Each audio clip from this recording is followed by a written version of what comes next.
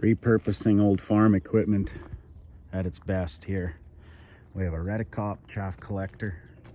I bought it from a farmer that wasn't using it anymore years ago for a few $100. They used to use these behind combines to collect the straw that would come out the back. They could collect it, put it in a pile at the end of the field, and feed it to the cows or bed the cows with it in the winter. So that's no longer practiced. So these sit in the corner of the field somewhere or in the corner of the yard and nobody uses them. And they make a perfect garbage trailer if you have an acreage or a farm. Lots of room inside. One lever on each side, I should say. You just click it. Click that one.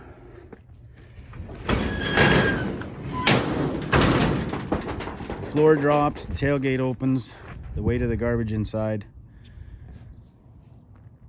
drops the floor as soon as you pull the levers and you drive away. It's a beautiful thing.